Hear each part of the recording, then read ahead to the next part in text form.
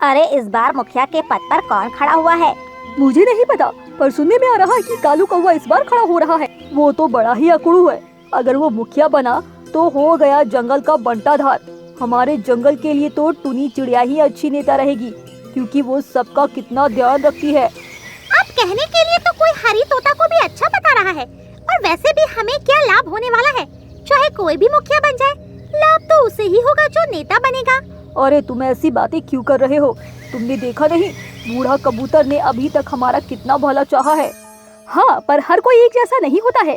तो मैं चाह रहा था कि इस बार भी वही मुखिया बने। उन्होंने तो इलेक्शन लड़ने से ही मना कर दिया। चलो कोई बात नहीं, अब ये तो हमारी किस्मत है कि कौन मुखिया बनता है। इसके बाद सभी पंछी इसी तरह बातें करते रहे। जंगल में अभी इलेक्शन का माहौल बना हुआ था और कुछ उम्मीदवार थे जो चाह रहे थे वही जीते, जिनमें कालू कौवा, हरी तोता और टुनी चिड़िया थे। पर टुनी चिड़िया अभी खड़ी नहीं हुई थी। वो मन बना रही थी, क्योंकि उसे पता था वो इन दोनों के सामने टिक नहीं पाएगी, क्योंकि ये लोग पैसा, बल, बुद्धि हर तरह से काम करेंगे, जबकि टुनी चिड़िया बहुत ही गरीब थी। वो बुद्धि से तो काम कर सकती थी, पर पैसा और बल उसके पास नहीं था। क्यों टुनी चिड़िया, तुम इलेक्शन में खड़ी नहीं हो रही हो क्या? अरे नहीं, तुम्हें तो पता ही है कि कालू कौवा और हरी तोता के सामने मैं कहाँ टिकने वाली। अरे तुम ऐसा क्यों कर रही हो? तुम तो बहुत ही अच्छी नेता हो। तुमने मुखिया के साथ मिलकर कितने अच्छे अच्छे काम किए हैं। ये तो है, ये तो जंगल के ऊपर है कि वो किसे चुनता है। हाँ, ये तो तुमने बिल्कुल ठीक कहा। ये तो जंगल के ऊपर है, वो किसे चुनता है। इसलिए तुम भी खड़ी हो जाओ, शायद तुम ही हमारी मुखिया बन जाओ। और वैसे भी मैं तो चाहती हूँ कि तुम ही हमारी मुखिया बनो। ये सुनकर टुनी चिड़िया बहुत खुश हो जाती है और वो भी मुखिया के पद के लिए खड़ी हो जाती है। समय तेजी से गुजर रहा था। कालू कौवा अपना प्रचार जोरों शोरों से कर रहा था। वहीं हरी तोता भी जीतने के लिए बहुत पैसा खर्च कर रहा था। इन सब को देखकर टुनी चिड़िया बेचारी बड़ी ही दुखी थी, क्योंकि वो बस लोगों के सामने विनती कर सकती थी और वो वही कर रही थी। एक दिन टुनी चिड़िया अपना प्रचार करने के लिए जा रही थी। तभी उसने देखा एक चिड़िया का परिवार झाड़ियों में फंसा हुआ है और जोर जोर से चिल्ला रहा है, बचाओ, कोई तो बचाओ, हम लोग यहाँ फंसे हुए हैं। ये देखकर टुनी चिड़िया उसी तरफ गई और उन लोगों से कहा, अरे तुम लोग शांत हो जाओ, मैं अभी तुम्हें निकाल लेती हूँ। और ये कहकर उसने एक एक करके सभी को बचा लिया। पर एक चिड़िया का बच्चा उसी घर में फंसा रहा। इस पर उस चिड़िया ने कहा, मेरा एक बच्चा अभी भी इसी घर में है, उसे बचा लो वरना वो मर जाएगा। तुम चिंता मत करो, मैं अभी उसे निकाल कर लाती हूँ। वो झाड़ियाँ बहुत ही नुकीली थी। इसी के साथ झाड़ियों के नीचे बहुत तेज धारा में नदी बह रही थी। ये सब देखकर टुनी चिड़िया ने हिम्मत नहीं हारी और वो उन झाड़ियों में फिर चली गई। उस चिड़िया के बच्चे को लेकर आने लगी। तभी घोंसला नदी में गिर पड़ता है, जिससे वो चिड़िया माँ बहुत दुखी हो जाती है और आंखें बंद करके रोने लगती है।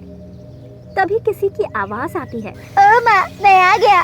चिड़िया ने जब आंखें खोली तो उसने अपने बच्चे को पाया और टुनी चिड़िया को भी। चिड़िया ने टुनी चिड़िया का धन्यवाद किया और उससे कहा, मुझे बहुत खुशी है कि तुमने मेरे बच्चे की रक्षा की। आज के समय में तुम्हारे जैसे लोग कहाँ हैं जो अपनी जान को जोखिम में डालकर ये सब करे। ये सुनकर वो बहुत खुश हुई। वहीं ये बात जंगल में आग की तरह फैल गई। टुनी चिड़िया ने चिड़िया के बच्चे और उसके परिवार को बचाया, जिससे सभी लोग टुनी चिड़िया की वाहवाही करने लगे। वहीं जब ये बात कालू कौवा और हरी तोता को पता लगी तो वो लोग बहुत ही ज्यादा गुस्सा हुए। ये चिड़िया हमसे आगे नहीं निकल सकती है। हम लोग इतना पैसा खर्च कर रहे हैं इस पद को पाने के लिए, और ये बस मदद करके हीरो बनना चाहती है। इसे तो सबक सिखाना पड़ेगा। हाँ, तुम बिल्कुल ठीक कह रहे हो। भले ही हम दुश्मन हैं, पर अगर हमें इसे अपने रास्ते से हटाना है तो हमें साथ आना ही पड़ेगा। और ये कहकर हरी तोता और कालू कौवा एक साथ हो जाते हैं। एक दिन टुनी चिड़िया बाजार सब्जी लेने जा रही थी। तभी रास्ते में हरी तोता और कालू कौवा उसे घेर लेते हैं और उससे कहते हैं, बड़ी सबकी हीरो बन रही थी, अब अपने आप को बचा कर दिखाओ। अब हम तुम्हें नहीं छोड़ेंगे। मेरे रास्ते से हट जाओ वरना बहुत बुरा होगा। तुम हमारा कुछ नहीं कर पाओगी, क्योंकि मेरे साथ और भी कई सारे लोग हैं। और ये कहकर कालू कौवा ने टुनी चिड़िया के ऊपर हमला करवा दिया, जिससे टुनी चिड़िया बुरी तरह घायल हो गई। जब टुनी चिड़िया को होश आया तो वो अपने घर पर थी। और उसके हाथ और पैरों में पट्टी बंधी थी। वहीं उसके घर पर बंटी कबूतर और वही चिड़िया थी जिसने उसकी जान बचाई थी। अरे टुनी चिड़िया, ये सब क्या हो गया? किसने किया? इस पर टुनी चिड़िया ने उन सभी को सारी सच्चाई बताई, जिसे सुनकर वो लोग बहुत गुस्सा हुए। उन लोगों की इतनी हिम्मत! जीतने के लिए वो लोग ये सब करेंगे? अब हम उन्हें बिल्कुल भी जीतने नहीं देंगे। नहीं, अगर तुम लोग इस तरह करोगे तो वो लोग अपने पैसे के दम पर फिर से हमला करवाएंगे। हमें शांत रहना पड़ेगा। वोट पड़ने दो, जब वोट खुलेंगे तो उन्हें पता लगेगा कि जीत किसकी हुई है। इसके बाद टुनी चिड़िया ने हिम्मत नहीं हारी और वो घर घर जाकर सभी से निवेदन करने लगी कि सभी वोट उसे ही दे, क्योंकि अगर जंगल को बचाना है तो उसे जिताना जरूरी है। वही सभी को पता लग चुका था कि कालू कौवा और हरी तोता ने क्या किया। एक दिन हरी तोता और कालू कौवा गौरी कोयल के घर पर गए और उससे कहा, अरे गौरी बहन, वोट तो हमें ही देना। अगर तुमने हमें जिताया तो हम तुम्हारा मकान पक्का बनवा देंगे। हाँ हाँ, क्यों नहीं, पर वोट किसे दूं? तुम तो दो लोग हो। अरे किसी को भी दे देना, चाहे हरी तोता जीते या कालू कौवा, हम लोग अब एक ही साथ आ गए हैं। ये तो बहुत अच्छी बात है। इसका मतलब टुनी चिड़िया अकेली है। अरे उसका क्या, मुझे नहीं लगता वो जीतने वाली है। ये तो भाई वक्त ही बताएगा। इसके बाद वो लोग वहाँ से चले जाते हैं और गौरी कोयल को एक मिठाई का डब्बा देते हैं। पर गौरी कोयल को सब पहले ही पता था। आखिरकार वोट वाला दिन आ गया और सभी पंछी वोट डालने गए। कालू कौवा और हरी तोता उन्हें घर से उठाकर वोट डलवाने ले जा रहा था। वहीं टुनी चिड़िया अभी भी सही नहीं हो पाई थी, जिस वजह से वो घर पर ही बैठी हुई थी, जिससे वो दोनों बहुत ही खुश हो रहे थे। शाम तक लगभग सभी पंछियों ने वोट डाल दिए। अब सभी को अगले दिन का इंतजार था और अगले दिन बूढ़ा कबूतर ने मुखिया के पद की घोषणा की। इस बार मुखिया का पद के लिए जो उम्मीदवार चुना गया है वो बहुत ही काबिल और होनहार है। मुझे उसी की उम्मीद थी और आप सभी ने उसी को जिताया। मुखिया जी, आखिरकार उसका? हाँ हाँ, क्यों नहीं कालू कौवा, उसका नाम है टुनी चिड़िया।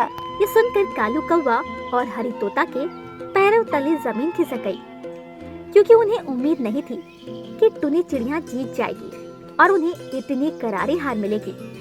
वहीं टुनी चिड़िया की जीत से सभी पंछी बहुत खुश थे और टुनी चिड़िया खुद भी बहुत खुश थी कि इतने संघर्षों के बाद वो मुखिया बन गई। तो दोस्तों, हमें इस कहानी से यही सीख मिलती है कि जीतने के लिए कभी भी किसी का बुरा नहीं करना चाहिए, क्योंकि इससे हमें हार ही मिलती है। छतरी लेकर जाइए, छतरी लेकर जाइए, धूप से बचने के लिए छतरी लेकर जाइए। 100 रुपए में ये है कालू कौवा की छतरी की दुकान। बारिश हो या गर्मी, हर वक्त छतरी की जरूरत होती है। लेकिन सुबह से बैठने के बाद भी कालू कौवा की एक भी छतरी नहीं बिकी। लेकिन रास्ते के उस तरफ बैठे हरी तोता का भी यही हाल है, उसका भी धंधा मंदा है। तभी बंटी कबूतर आ जाता है। सुबह से चिल्ला रहा हूँ, लेकिन एक भी छतरी नहीं बिक रही है। समझ में नहीं आ रहा है क्या करूं। भैया जी, एक छतरी लेकर जाइए ना। अरे कुछ दिन पहले मैंने बाजार से एक सस्ता छाता लिया था और अब आप कह रहे हैं कि मैं फिर से एक छाता ले लूं। सुबह से एक भी छतरी नहीं बिकी है। अगर संभव है तो एक छतरी खरीद के इस गरीब का भला कर दीजिए। अरे हाँ, समझ गया भैया, जरा मुझे थोड़ा कुछ काम है, बाद में मिलता हूँ। ध्यान रखिएगा, बहुत अच्छी छतरी है। सुबह से मेहनत करने के बाद कालू कौवा थक कर एक पेड़ की छांव में बैठ जाता है और आसमान की तरफ देखते हुए उसे इंद्रधनुष दिखाई देता है। और उसके बाद कालू कौवा के दिमाग में एक विचार आता है। अरे वाह, मुझे एक उपाय सूझी है। मैं ज़्यादातर काला छतरी बेचता हूँ, इसीलिए कोई नहीं खरीदता है। लेकिन अगर मैं ये रंग बिरंगी छतरी बेचूं तो बहुत सारे पक्षी मेरे हाथ से छतरी खरीदेंगे। जाता हूँ टुनटुन चिड़ा के पास। इतना कहकर कालू कौवा टुनटुन चिड़ा के पास जाता है और टुनटुन चिड़ा से कहता है, टुनटुन भाई, मुझे पॉलीएस्टर और कॉटन के कपड़े चाहिए। दरअसल टुनटुन चिड़ा का बहुत बड़ा कपड़े का दुकान था और कालू कौवा उससे ही उधार कपड़े लेकर जाया करता था। इतने सारे पॉलिस्टर और कॉटन के कपड़े तुम लेकर जा रहे हो, और इन सबको बेच तो पाओगे ना? हाँ हाँ बिल्कुल, मैं गरीब हूँ लेकिन मैं बेईमान नहीं हूँ। मैं आपके कपड़े का एक एक रुपए चुका दूंगा। देखो, मुझे यहाँ वहाँ की बातों से मतलब नहीं है, मुझे अपने पैसों से मतलब है। पहले जो छातों के वक्त किया वैसे अभी मत करना, समझ गए? पहले की तरह लोग छतरी नहीं खरीदते हैं, ये बात मैं मानता हूँ, लेकिन मैं रोज आपको पैसे देकर ही जाऊंगा। ठीक है। अरे वाह, दिमाग तो मैंने बहुत अच्छा लगाया। अब थोड़ा मेहनत करके रंग बिरंगी छतरी तैयार कर देता हूँ। और रात भर जागकर कालू कौवा तरह तरह की रंग बिरंगी छतरियाँ बनाता और छतरी पर सुंदर सुंदर चित्र बनाकर उन्हें रात भर पंखे के नीचे सूखने के लिए छोड़ देता है। और उसके बाद सुबह उठते ही वो सारी की सारी छतरियाँ लेकर बेचने के लिए चला जाता है। छतरी लेकर जाइए, छतरी अलग अलग रंगों के अलग अलग चित्रकारी वाले छतरी। अरे बाप रे, कितनी सुंदर सुंदर छतरियाँ है। ले जाइए मौसी, पूरा बाजार ढूंढ लेंगे तो भी ऐसा नहीं मिलेगा। ले जाइए। क्या दाम है? मात्र 100 रुपए। मुझे बैंगनी रंग की छतरी चाहिए जिस पर पीले रंग के फूल है। ये लीजिए मौसी, रंग बिरंगी छतरी लेकर जाइए। ऐसे ही कालू कौवा का व्यापार धीरे धीरे चलना शुरू हो गया और इतने सुंदर छतरियाँ देखकर सभी पक्षी आकर्षित होकर उसकी छतरियाँ खरीदने के लिए वहाँ पहुँचते हैं। कालू कौवा का व्यापार को देखकर दूसरा छतरी वाला हरी तोता उससे देखकर जलने लगता है। छतरी लेकर जाइए, केवल 100 रुपए में छतरी लेकर जाइए, रंग बिरंगी छतरी। दीजिए दीजिए, मुझे भी एक इंद्रधनुषी छतरी दे दीजिए। मेरी पत्नी कब से चिल्ला रही थी, मुझे एक इंद्रधनुषी छतरी ला कर दीजिए। ले जाइए भैया जी, ले जाइए। बाजार में सबसे ज्यादा बिकने वाली इंद्रधनुषी छतरी लेकर जाइए। अरे ये तो फूल छाप छतरी है ना, अरे ये तो बहुत सुंदर है। इसको भी लेकर जाइए। बारिश के समय ऐसी सारी छतरी मैंने खुद अपने हाथ से बनाई है। अरे वाह, ये तो बहुत अच्छी है, एक और दे दीजिए। लीजिए भैया, बारिश से बचने के लिए ले जाइए रंग बिरंगी छतरी। ओह, क्या सुंदर छतरियों का कलेक्शन है आपके पास। कौन सा लूं, कौन सा नहीं लूं, समझ में नहीं आ रहा है। दे दीजिए, ये छतरी दीजिए। ये लीजिए भैया जी, 100 रुपए हुए बस। फिर शाम हो जाती है और हरी तोता अपने घर जाता है। तभी रसीली तोता कहती है, कालू कौवा के इतने सारे छतरियाँ बिक रहे हैं और तुम्हारे एक भी नहीं बिक रही। हाँ, ऐसा कैसे हो सकता है, मुझे कुछ करना ही पड़ेगा। ऐसा कुछ करूँगा कि ये याद रखेगा। ये क्या बोल रहे हो तुम? पहले हमारे बहुत छतरी बिकती थी, उसके बाद उसके यहाँ आने से हमारी एक भी छतरी नहीं बिक रही। इसका मतलब वो तुम्हारे पैर का कांटा है। और उस पैर के कांटे को मुझे निकाल कर फेंकना ही होगा। कैसे फेंकोगे?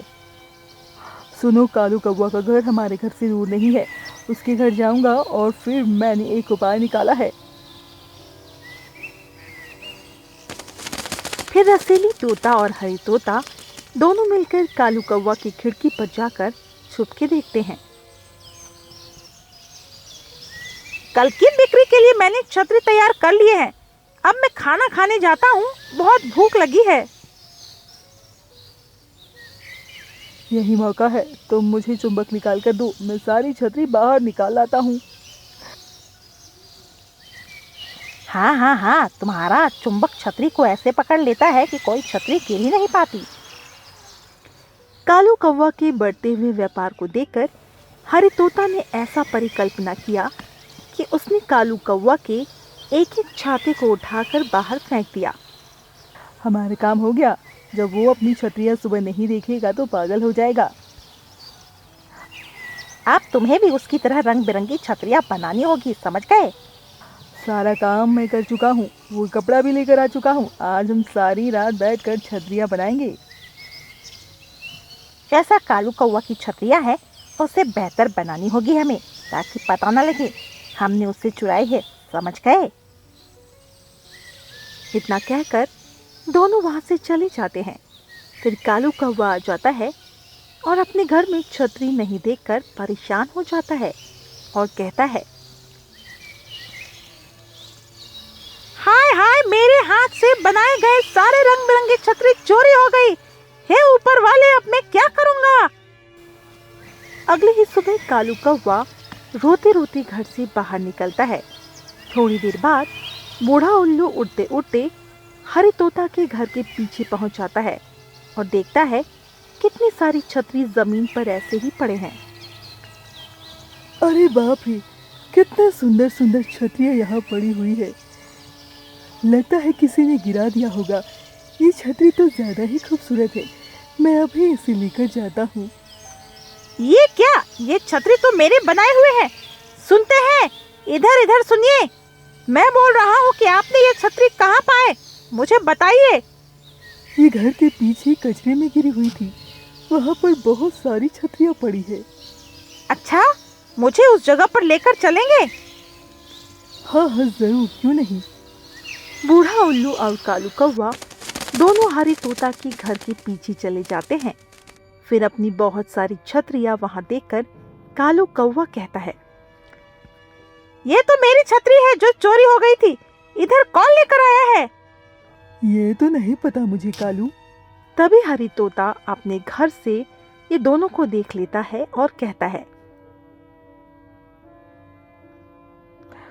लगता है कालू कौवा सब कुछ समझ गया है। अब मुझे यहाँ से भागना पड़ेगा। तोता भाई, तुम भाग क्यों रहे हो? तोता भाई, इसका मतलब है हरी तोता ने ही ये गलत काम किया है। मुझे अब नए तरीके की छतरी बनानी होगी। तो फिर क्या, कालू कौवा ने जैसा सोचा था वैसा ही हुआ और अब से कालू कौवा हर एक छतरी को अलग अलग आकार देता था और अलग अलग डिजाइन देता था। कोई छतरी का साइज बड़ा होता था तो कोई छतरी का डबल फोल्ड होता था। अब वो सब कुछ बेचने लगा।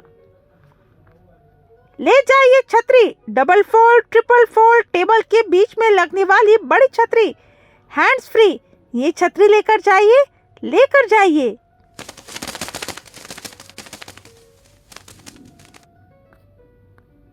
अरे वाह, कितनी छोटी छतरी है। ये तो आसानी से बैग में आ जाएगी और सुंदर भी दिख रही है। मेरे बच्चे ये छाता लेकर आसानी से स्कूल में जा सकते हैं। हाँ हाँ हाँ, मुझे दे कालू भाई। तभी वहां पर हरी तोता आ जाता है और कालू कौवा से कहता है, तुम्हारे यहाँ तो हमेशा मेला लगा रहता है। तुम्हारे यहाँ रहते मेरी एक भी छतरी नहीं बिकती। ये तो तुम मुझे पहले ही बोल सकते थे। तोता भाई, तुमने मेरा बहुत बड़ा नुकसान करना चाहा, मैं सब समझ चुका हूँ। मुझे जब तुम्हारे घर के पीछे अपनी खोई हुई छतरी मिली तभी मैं समझ गया कि ये सब तुम्हारा काम है। और जब तुम मुझे देखकर वहां से भागे तो मेरा शक सच में बदल गया। तुमने ही किया है। हाँ हाँ कालू भाई, वो मेरा ही काम था। मुझे माफ़ कर देना। ये सब करके मुझे पछतावा हो रहा है। अब तुम ही मुझे उपाय बताओ। सारा दिन दुकान खोलकर बैठता हूँ पर एक भी छतरी नहीं बिकती। अब क्या करूँ मैं? ठीक है, जब तुमने अपनी गलती मान ली तो मैं तुम्हें अब माफ करता हूँ और कल से ही मैं अपनी छतरी दूसरे गांव में बेचूंगा और मैं आशा करता हूँ तुम्हें कोई परेशानी नहीं होगी।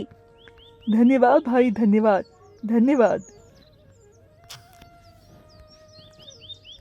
एक बात याद रखना, ऊपर वाला कितना भी दुख देते लेकिन हमेशा सही रास्ते पर चलना चाहिए। जीवन में कैसी भी परिस्थिति हो, यदि तुम अपने दिमाग और मेहनत से काम करोगे तो तुम्हें सफलता जरूर मिलेगी, बिल्कुल मिलेगी। याद रखना हमेशा।